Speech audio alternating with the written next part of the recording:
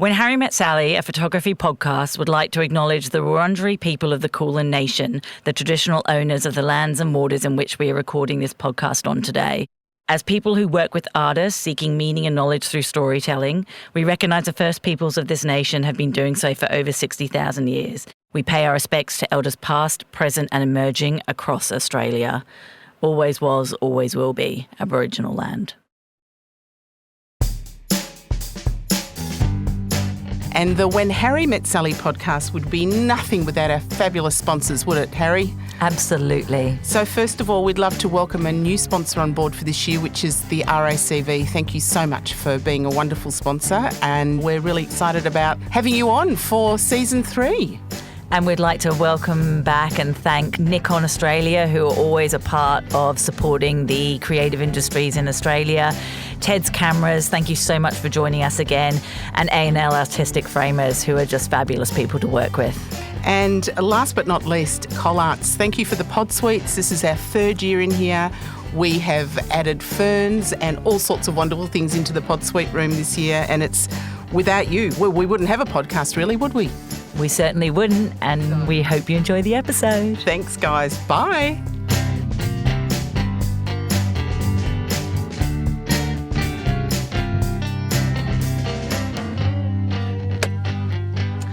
Welcome back to When Harry Met Sally. Hello. Today we're so fortunate to have the lovely Nicole Haliday in the studio with us. So thank you so much for being here, Nicole. Hello.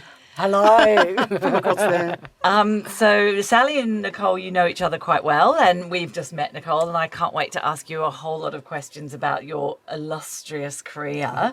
How would you summarise what you do, what your role is over your career, or has it changed a lot? Oh, I think jack of all trades. Great, amazing, we love that.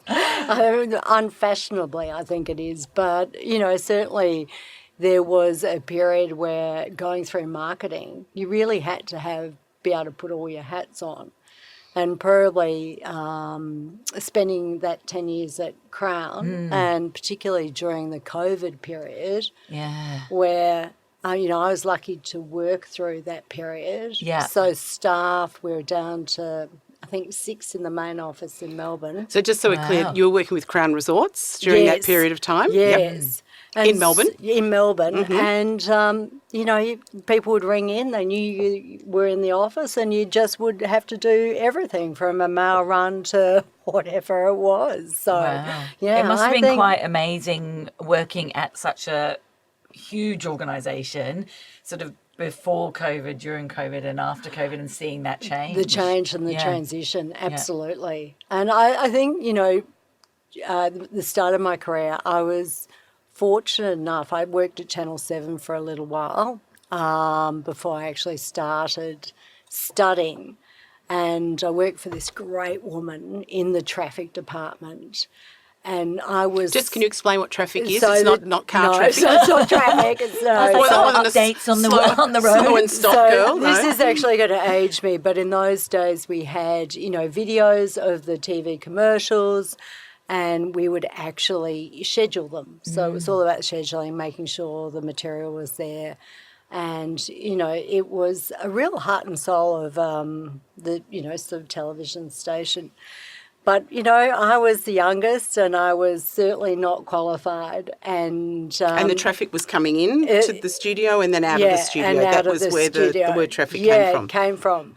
But at 4 o'clock every day I had to run around the office, the sales office and the traffic department, and ask everyone what they wanted from the milk bar. Yeah. And I had to go and do the milk bar run. Well, hang on a minute. Why haven't we got someone to do that for us? That's fantastic. Bring back the milk bar run. Oh, God, that milk bars are a dying breed these days. I think one day I had a sort of a bit of a, look on my face, and my boss said to me, she goes, "You know what, Nicole? You're better than the milk bar run." No, she said to me, "You know what, consider yourself lucky. You're the only person that gets into the general manager's office at 4 o'clock every day." And he says, to give him his Snickers bar.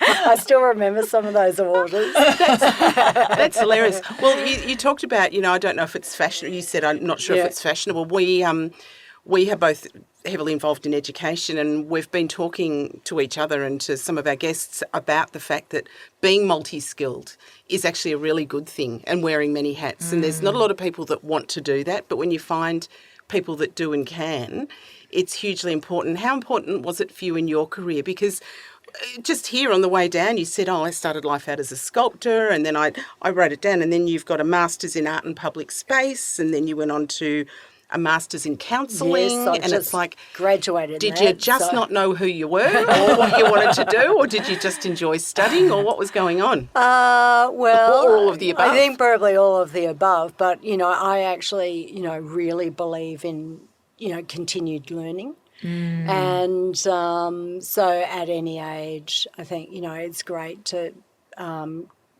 continue interests and all of those sort of things.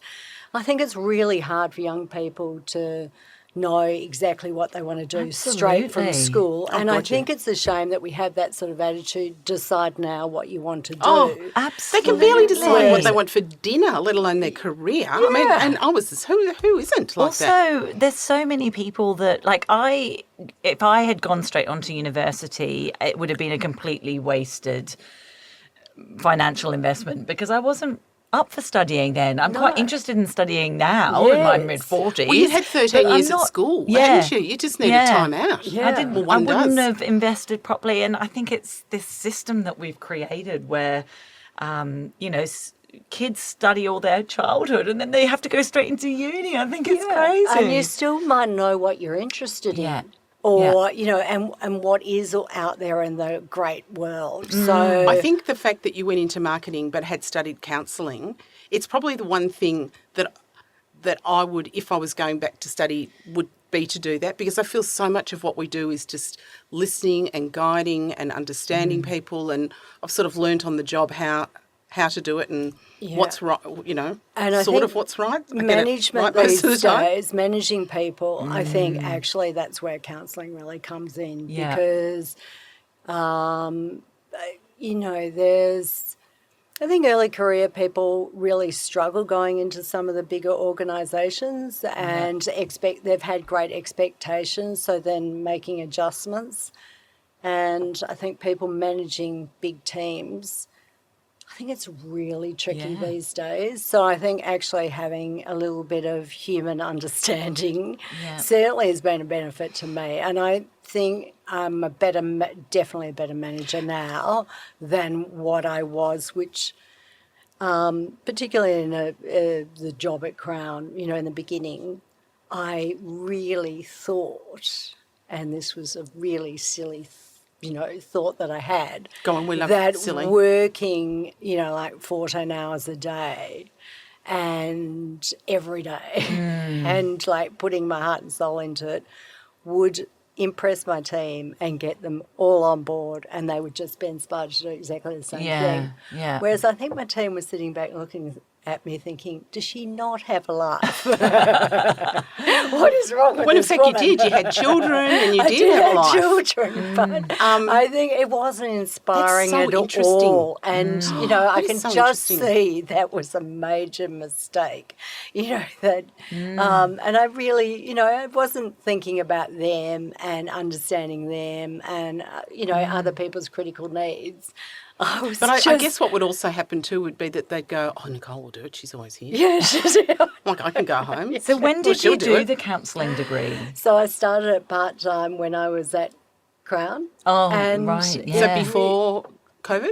No, it was part-time just after. Yeah. And wow. it was really, it was a great benefit, because suddenly I sort of, I think it gave me time to sort of sit back and really reflect on what sort of leader I had been, and not a particularly good one, and By your own admission. Yeah, by my own admission, I think, and not taking that time out to necessarily understand the individuals within my team, or and I think that's also another thing I'm very passionate about, is that I talk a lot about individuals. Yeah. So, And how many were you talking in the team? between 14 and 18, depending. Good Lord. Yeah. Wow. So, And, sorry, I'm fascinated by all this sort of thing because I've got this theory that you're either built to work in a big organisation or, like in advertising, for instance, one of the global advertising agencies or a little boutique agency. I think you can be a small fish in a big pond. Yes. But sometimes people just love to be in that whole big Engine. Perfect word. Yeah. And maybe you wearing many hats on reflection, I'm putting words in your mouth, you know, maybe looking at more boutique where you don't have like 18 people with, you know, all their problems that they bring to work. I mean, I've got one, it's enough. No. That's a joke over there behind it. But, you know, 18 people, like there's 18 personalities, 18 lives outside of work, 18 problems with other people in this. Blah, blah. Like when you get time to do your own work. Why isn't there a criteria to have a master's in counselling if you're at that stage and level? Yeah, and so, and I'd gone into it being a very private person. So that was another assumption that, you know, I wasn't taking my personal life into work. When I was in at work, I was very much working. Whereas, of course, not everyone works that way. A lot of people are, you know, really share a lot of, You're looking at me. Personal... I'm an oversharer. No, personal life. And that was another adjustment, that people actually don't feel connected to you unless you are actually sharing a little bit about yourself. Of course, you know, there were reasons for that I'd sort of made a decision. You tried to draw a line. I drew a line. Well, I guess that relevance today is where what we're doing now with drawing the line is saying when you finish work, you're not doing work calls. I know when I'm with Harry, sometimes on weekends, she goes, we're not talking about work. You're not ringing me at 8 o'clock at night to talk about things. I was like, am I not? Oh.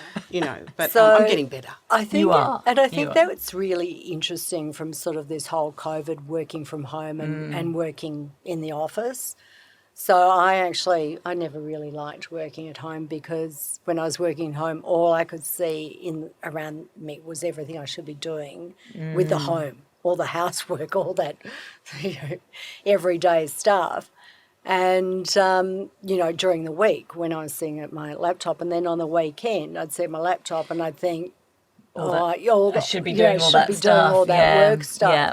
So I liked the definition of, you know, that complete change of getting dressed, going into the office and having that, and then being able to walk out at night, no matter what time it was. And sometimes if I was overloaded, I'd be in there at 5 a.m. to get going. But I love that definition of being dressed. Like, we all get that, don't we? Yeah, So I'm not having a pajama day today. But so during that whole sort of working from home, and I still think this way, that debate about you either work at home or you know, what is that model?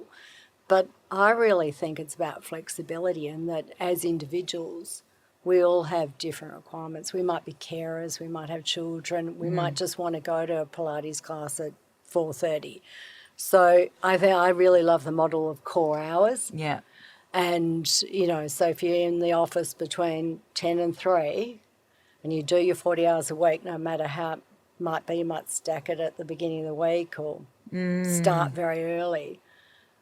You know, it's up to the individual there. Yeah. And I think that's a great model. It just makes so much more sense for the individual to be trusted to do their job in the best time frame for them. So if you work really well from 6 a.m. to 12 p.m., then why can't you do that? No. And like for some of us whose brains switch off at about 4 o'clock, why do we have to kind of continue on through the afternoon when we're not being very productive? No, and you know, get out of the office and go and do what you want to do. And if you've got those core hours where you all come together, you know, from 10 to 3, and understanding that, of course, and particularly in studio settings, that often Friday, for whatever reason it is, you're trying to get that campaign out and it's last minute, you might all be there later. Let's talk about that. It's a really nice segue to some of the campaigns that you've worked on. You know, how would you look at creating a campaign to start with as your role as the head of marketing? marketing manager? No, it was creative services. Creative services. Yeah. Can you talk us about that? A job would come, well, obviously you're working for a client, so you're on client side. Yes. As opposed to other people that we've discussed where they've got, we're working for an agency and different clients come in and out. So talk us through how something would come up and how you would ultimately work with photography. Yeah, so I'm a big believer in the brief. I love a brief. I used to actually do a bit of brief training with, various people. I like writing if it's not in the brief, then it's not in the brief. Yeah. And it's unlikely you're going to see it in the concept. So, a good brief. It's interesting these days, I think, because we've got, mobile phones and we're so capable of, with the help of AI and all the rest of it, creating a little bit of artwork ourselves. Often people would come with, very, very thoughtfully, a campaign that they would like to see, cut and paste. And you'd have to say to them, well, who are we targeting? Yeah. What are some of the core things we're trying to achieve here? Yeah. They'd jumped way ahead. And I'd sort of try to tell people that actually, if you write a beautiful brief and you have great words and you have great, Ideas and objective, then the proudest moment will be when you see that concept of the campaign or indeed the finished campaign. And you can see your words developed into pictures or words on radio, or whatever it actually might be. So, So would you say that your role over the years, and I've just, you've worked at Country Road and Kmart and Crown, we've talked about, has your role over those years been to kind of come up with those ideas and then try and eventuate them? Well, they've all been kind of slightly different models. I think, Country Road was, when I was there, it was extraordinary because it had just become an ASX-listed company. But the family, being, Steve and Pete Val, and they were the owners, had been owned it 100%. And then, they sort of still ran it as friends and sort of this relaxed environment where Steve definitely drove all the creative. He flirted with agencies, as often those people think that they need to do.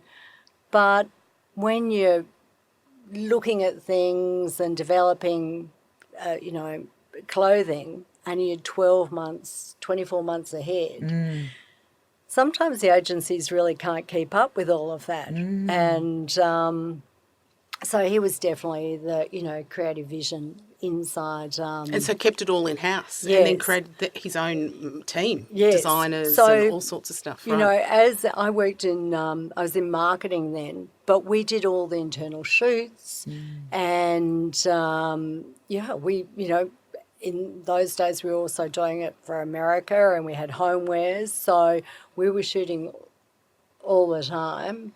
And So did you inherit photographers or did you have in-house? Because in-house photography wasn't a thing no, then. it wasn't a thing then. It wasn't. So, inherited a few photographers. There was, photographers really wanted to work with Country Road and, it was a little bit more complex then because you would work with the film to put together the catalogues and I remember once I'd actually just had my second baby and we were putting together the Christmas catalogue and Steve rang up in hospital. I was, no mobile phones and said, "How you going, Dal?" And I said, "Oh, pretty good." I go, "How are you going?" He goes, "Oh, yeah, good, but we've got a bit of a problem." I go, "Oh, what's that?" He goes, "Oh, a Christmas catalogue." And I go, "Would you send it in?" And I sat up in bed and Oh, my goodness. did the pagination. Can we just imagine that today? I know. Wow. I know you've just had a baby, but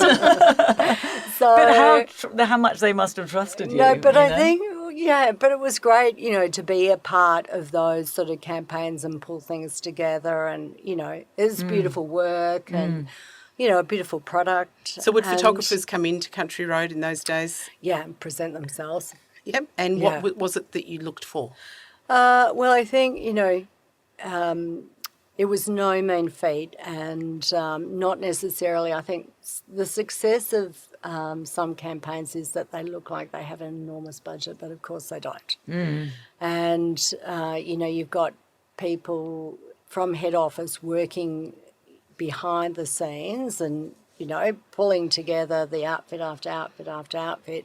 And you're just actually really shooting a lot of shots in that, time frame. It's not like an editorial where you might be sort of have the luxury of a shot per hour. You've got a shot every 15 minutes, if that, and you're just pushing the shots through because you're doing a whole catalogue. There's a limited amount of time. So really there's some, there's photographers who don't stress about the fact that they're working that fast and that hard, and they have an ability to make quick adjustments and nothing's really changed in that, really, has it? And no, I think demeanour is so important to a it particular is. client. I think, look, there's certainly, and it's the same with designers. I think there's certainly some people who can't work fast, and it affects their art and their creative. But there's certainly some brilliant photographers out there who can work quickly, and their shots are stunning. They have such a great eye, and they can just capture that moment, particularly with talent I'm talking about now. They're just their ability is extraordinary. I think probably they go into those shoots, they are certainly at the top of their game, but they understand what that brief is. Yeah. That So it comes back to the brief again. Yeah, it comes back to the brief. So, they're going to do multiple shots in that day, and they've got to focus on the different, talent together. And, some people can't do it. I had one shoot actually in Sydney at one of the restaurants at Crown when it was opening, and we did a lot of shooting then. And we had, you're paying for talent, so you want to get as many of the talent in the shots, and sort of, we're shooting for the season. The whole menu for might be autumn and winter, and you've got talent there sitting at tables, so you might have a couple at one stage or a group. Look. And then moving to Crown, like what sort of photography did you work with at Crown? Look, that had such a there was such growth, because when I first got to Crown, the photography of the restaurants was really pretty basic, and it really changed and developed, and we started sort of shooting venues and shooting their seasonal menus, and really getting the chefs involved. And that actually even took a greater flight with when Sydney was open, because we had a high calibre of chef coming into some of the Sydney restaurants. So, Woodcut had Ross Lustig, and we had Mare had Alessandro, and we had the chefs involved in the shoots, and the experts in their games. So certainly had been part of photography for a long time, so knew how things worked. And with all those restaurants that we opened in Sydney, I decided that it would be good to have a different photographer for each restaurant, so that they could grow with the brand and really love the brand, and evolve with it, evolve as the food changed, as the restaurant changed, and also so that there was a difference. Yeah, makes good sense. There was a nice mark to each of the output. And how did you go about picking them? Well, there's some fantastic photographers, and I think, it was some of them were food specialists, and so I picked two of Australia's best, I think, Jason and Anson, and both, have worked with talent. There's certainly in sort of architecture and hotels and the restaurant game, but they're just, they're brilliant. They can apply their craft to any sort of situation. And, you know, when we had to document everything for those restaurants. So in the beginning you could document the spaces for the website and, you know, where the tables are, pretty basic sort of stuff. And then you get into the food and what the menu is, and then you get into the warmth and the atmosphere of what it should be with talent. And then you bring in, you know, whether it be the head chef or the wait staff, and try to give that restaurant a little bit of warmth and personality. You know, the way that those two photographers particularly adapt and, you know, apply their craft.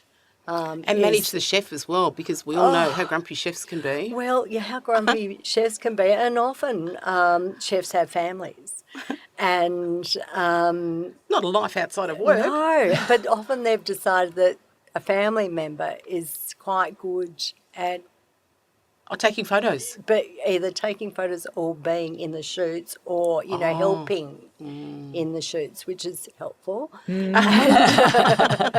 And there's a few chefs out there who, because, you know, they spend a lot of time taking shots of just their individual dishes as they create, and then they truly believe that then that makes them a photographer. Yeah, yeah. So, you know, that can be quite tricky. But, you know, look, these photographers, their understanding of light, and I do think that's a really, I think that's something that often people forget, is in their study of photography, the way they apply light and capture it either on the talent or on the food is, you know, quite extraordinary. Well, especially with food. I mean, Yeah. food's got to look edible, doesn't Yeah. it? It can't be overshot or undershot Yeah. or looking, you know, goopy or... No, and some of the things we love Goopy, the most, technical word. you know, a lot of food is brown.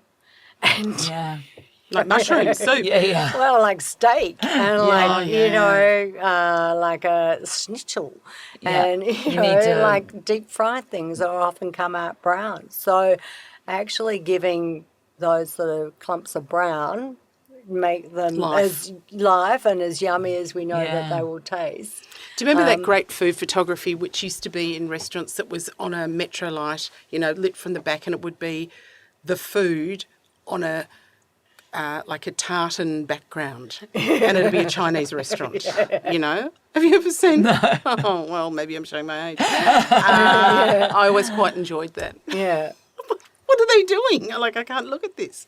Yeah. Yeah. And I think, like, you know, getting people to understand, if you're looking down at a plate, then you also can't get the whole restaurant. So there's all that perspective too in photography, often with people that, you know, often the clients, the restaurateurs that you're dealing with, who can see things because, you know, we're flicking our eyes around all the time, but then don't understand How to capture it all in the one frame. how a lens is only going to focus on a particular spot, and what's in the foreground and what's in the background, and they're always interesting conversations too.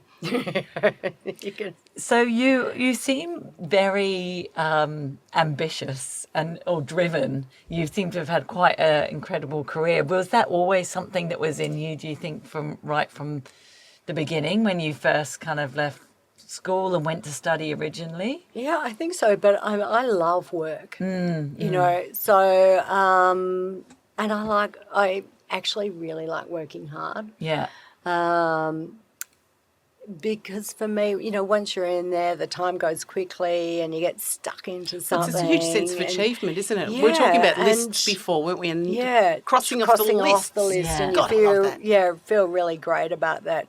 But yeah, no, I think that for me, you know, if you're going to do a job, then I like to get right into it. Yeah. And you know, and get it done, and it just makes my day.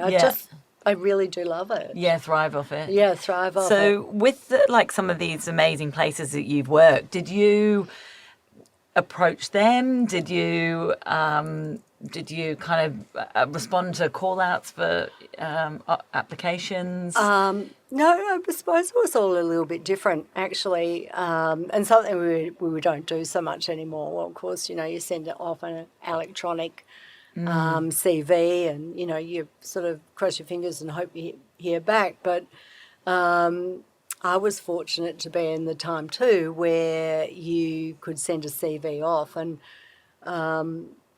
I sent a CV off to Country Road, thinking that I wanted to work there. I knew the marketing manager job was going, and I went down to a Japanese store, and they'd just got in this, incredible Japanese paper that had sort of petals all pressed into it, and I did my cover letter on it, and then I got another different sort of paper for my CV, and I sent it off to Steve, and I got an interview, which was fabulous. And at the end of the interview, he said to me, because, as I said, he'd travelled the world, he'd seen everything. He goes, "So where'd you get that paper?" And so it was something he hadn't seen. And I guess that's something that stood out. Yeah, it stood out. And I think that's still the same now, isn't it? Even you're still working and you're still doing things. It's always, what is the point of difference? What is going to make me want to work with you as opposed to you? And we're always looking, for that point of difference. And I think when working with anybody, photographers or designers, it's also so much more than their gift of their art. Yes. It's like, are they a good person? Are they going to get on with each other? Or are they going to butt heads? Or can I spend a whole day? And you said to me one time you sort of worked round the clock shooting. Yes. You've got to get on with someone like that and have a bit of a laugh, don't you? Yeah, I absolutely, I do think you have to build those relationships. Yeah, you have to be able to have a little bit of a laugh, because things don't always go right. Yeah. so, Quite often they might not. She laughs nervously. So, we had big shoots at Crown when we were doing TV, and you were moving, 100 people around a property, which was a working property. So, it was live. People were either in restaurants waiting to come in, and all the rest of it. You had to be pretty quick on your feet. So they didn't close them down to do the shoots? No, not always. And and particularly on the gaming floor, you'd close down a couple of tables for a roulette wheel, which is the only thing that we sort of showed. And, of course, it was always imagined that we were stopping someone. Yeah. It was from winning their from winning their $1 million or losing their $1 million. Because of that moment, they didn't win their millions. So you had to be, pretty quick in and quick out. But we, we had some. Well, as you said, that's also another skill when picking a photographer and understanding as a client or as a photographer that you are not somebody. I know between us, we know hundreds of photographers, and I can straight away think of people that just couldn't operate at that pace. No, and I think the other thing too is that, photographers and production crews are going into spaces that they owned, and they had freedom of time, they had freedom of the space, but we never had that freedom because it was a working space. It was a restaurant that had to be put back together by, 11:30 for patrons. And, there was that sort of, when we had often wait staff, they were actual Crown employees. So there's that whole notion, a completely different feel of, I think, respect and understanding these are people's workplaces, and we've got to come in silently and leave silently. and put it all put it back. Yeah, put it back, and often I think when you're working in a space that you've hired, it's a completely different sort of feel to it. So, that was sort of sometimes challenging because some people, didn't really understand that. And the photographers I spoke about before, and certainly, there's some fantastic people in production, but on the whole, I think the common thing is that they leave their egos behind. Yeah. And, that's what makes a great shoot, really. It's the people who are sort of there working together, and,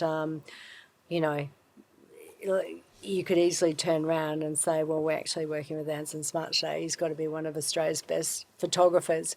but he's not like that. You know, he's in there, he's doing the best job he can actually. Yeah.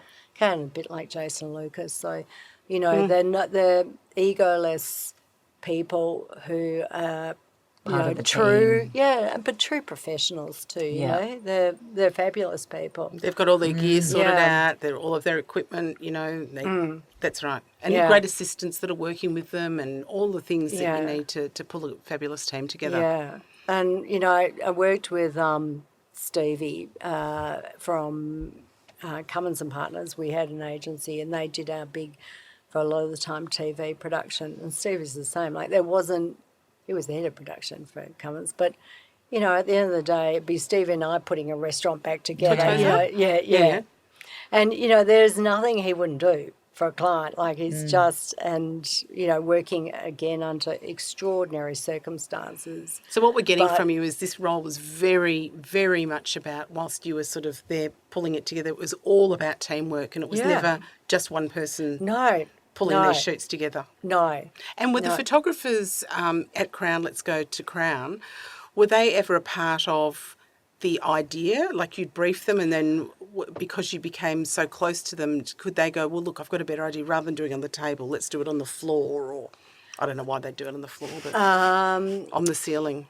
Look, you know, because Anson worked with Woodcut and Jason worked with Amare, and they They're got the two to know, restaurants? Yeah, the two of the restaurants. We had other, you know, photographers. The Martin twins were on other restaurants, and they're, you know, sort of fabulous too. Because they started to really understand the brand, the restaurateurs also trusted them. Yeah. That, you know, there was this growing the brand together, which was, you know, really quite a lovely thing, and understanding the food and the way it was presented, and just you know, how it should look within the restaurant. So there was great trust of those. That's such a key word, isn't it? Having trust with the people that you're working with. And understanding the brand. I think it must be frustrating for photographers to just always come in, do the shoot and go out. But actually having an opportunity to do it, you know, a few years in a row and really just instinctively knowing that they've already established a look of lighting for it. Yeah, yeah. So, you know, that they can sort of play on that and develop it further. It's quite nice. Yeah, it's so important, I think, you know, being a photographer myself and having clients, but also, you know, running these different organisations and working with partners, and even in a sponsorship sense, you don't want to be chopping and changing every year and moving the team around and moving partnerships around. Actually working with, you know, the same client year after year, you really develop together and being able to say, oh, why don't we try this time? And let's go here. Or for them to say, I've got this wild idea. How about we do this? And you to go, okay, that could work. Let's brainstorm it. Like, that's very good so at much that. more exciting. Yeah, it is. And then it's just not a rinse and repeat. Yeah, exactly. And something I wanted to ask you as well is with budgets, you know, I think it sounds like the roles that you've had, you probably were having really good budgets to work with really good people, or were you bringing in favours? Yes. Were you? Oh, yes. wow. So not big budgets. Wow. Yes. Interesting. So But prestige for the photographers or ongoing work? Ongoing work, I think. How often would you shoot? So might be 4 times a year, a full day shoot.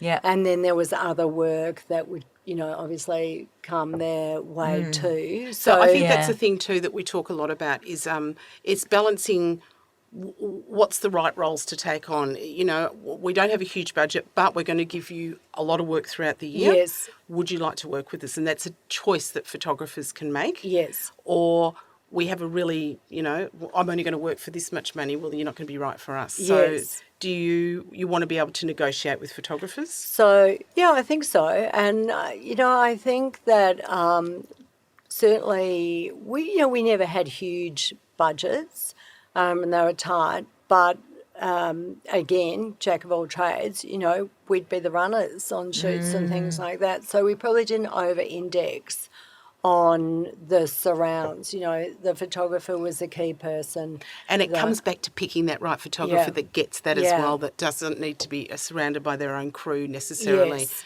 And that's all horses for courses, isn't it? So they'd have an assistant and, you know, but that was it. You know, it was a two-man show or two-person show, I should say. What's been the biggest job you've ever worked on? A shoot? Oh, look, some of the funnest shoots. Yeah. We did with one where we let go, I think it was about 10,000 balls down the stairs at Crown for Christmas. And we did it more than once. It was fabulous. But during a lot of the shoots for Crown, you know, often we'd end up on the river with the iconic gas chimneys going off. And I, during those shoots, always was able to get them to fire. And I'd ring the guy in the tower and I'd say, you know, ring him up and Ellen, every time he'd say, it's Ellen here. I go, Ellen, we're ready, you know, ready to, so I would say to him, fire! And they go off. That was so much fun. That is fun. Other people might suggest I want Ellen's number. That they would do the firing. I go, no, I think you find that's my role. The only thing I was really precious about, you know, I do the firing. It's my job. Well, you got to take the wins where you else can. they like, but, you know, no. That is a bloody serious role. I love that. It's so much fun. Where's that on your CV? No. Fire And, you know, controller. and then you'd fire them for, you know, a couple of minutes and then they'd have to have a break. Yeah. To, you know, refill with the gas again before you could go off again. And Oh, how so wonderful. you'd have everyone waiting. Sometimes when it was too windy, they all wouldn't fire. They wouldn't fire as high. Yeah. So, you know, Would you go, Ellen, stop in the the wind. control tower would say, not ready yet. Here comes the gust. And then he'd say... Really, was that specific? And then I'd have to say back to the crew, a few minutes, just hold. And then I'd go... Ellen's wind's not right. No. So much fun. It's like waiting for the clouds to part. Okay, the sun's nearly here. It's okay, go. Go, Oh, that's fire. great. Oh, wow, that is wonderful. Are we almost wrapping, are we? Oh, wow, gosh. It's gone It's really just gone quick. really quickly, It hasn't has. it? I can't believe that. I thought, that's taken me by surprise. Before we kind of get to the final questions, I just want to touch on, you know, at the very beginning, Sal mentioned that you're into sculpture now. Yes. So I just wanted to talk about your, this creative outlet that you're doing. So I am what I say an early career sculptor, but so I've done a fine arts honours in sculpture, but then I did a master's in art and public space. And so that was a while ago. And so, you know, commercially, I've worked in the industry, but, you know, I'm starting to get a bit more organised with getting back into my sculpture. And what are you working in? Metal or wood? Or? So I, you know, like lots of different sort of media, but... Do you like our sculptural plants? I've been looking at that. Don't get too close. But the last thing that main piece I did was a Perspex park bench, which, so it's completely sort of transparent. It's got in its base, it's got the tree of life, which is a symbol that's found in every temple in all the stones and, you know, and all the tiles and things. And then I cast frozen hot water bottles, which were life-size, and had them stacked up on the park bench so that they melted through. Wow. Is, you know, as a symbol of that sort of, you know, contradiction of park benches, quite uncomfortable. We know the homeless sleep on them and that they're freezing cold. So that sort of... And then And where is that? Beautiful. It's actually just on the veranda at home. Oh, you need to get it out into the If public anybody's space. wanting to purchase a park bench with hot water bottles in it for any of the Maybe councils we can that might get a be photo listening. of it for the... Yes. when Could you we- send us a photo? I'll send you a Yeah. photo of it. Yeah. So yeah. what's one thing that you have learnt from all your years as in marketing and managing in the commercial space I guess kind of moving into the more on the other side and moving into the art space, what's one thing you've learnt that you'll kind of take into your trying to push your sculptural practice, I guess? Ooh, good question. She's good. Yeah, that's good. Not only just a good voice for podcasting, but that's she's really the good. thinking person's podcaster. It's not a trick question. Well, I think you've I'm completely interested. gazumped it. Yeah, I think you have. Yeah. But you had to manage. It'd be how to market yourself. Surely it'd be Well, yeah, that's how to the talk thing. to people, That's how to the give thing yourself a brief. I'm not very good at is you need marketing me. myself. Yeah. But Because I think a lot of creatives aren't very good at marketing. And so listening to you talk about these big campaigns is so interesting. But I just wonder if when you're the artist yourself, that it actually you have the same struggles. And I think that goes back to, something I said about I never at work took any of my personal life in there because, actually I'm quite, having talked to years off for the last hour, I'm actually a really reserved. Right, So you've actually compartmentalised your life as well. Yeah. And it's not a bad thing. It's just an observation from talking to you today and knowing you for quite a while now. But one of the hardest things is to promote yourself. We all know that. And I actually quite enjoy it. But I've learnt to do that, right? And it comes from a confidence thing. Yes. And you almost, I have sat around in rooms with people talking about Sally Brown-Bill.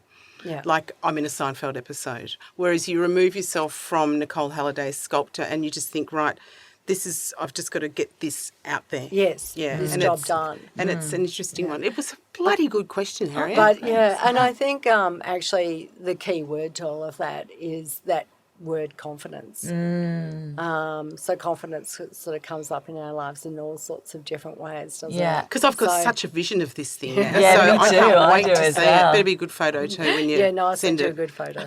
I'll send you a good photo. So I guess the sort of final question we're asking everyone, and we've talked about it a lot throughout this episode, but, we are a photography podcast, so bringing it back to the photographers who are listening, is there sort of a couple of just really key aspects that you would look for in a photographer when you're employing someone to work? Is there anything that if someone's listening now, they sort of can say, oh, okay, I'll take that on board? Look, I think understanding light. Yeah. It's so simple, but so true. And I think people really dismiss it. Yeah. As a not important thing. And I think that's come down to us all being able to shoot things from our phone and take 1,000 photos and just pick whatever one that works. Pick whatever one. Yeah.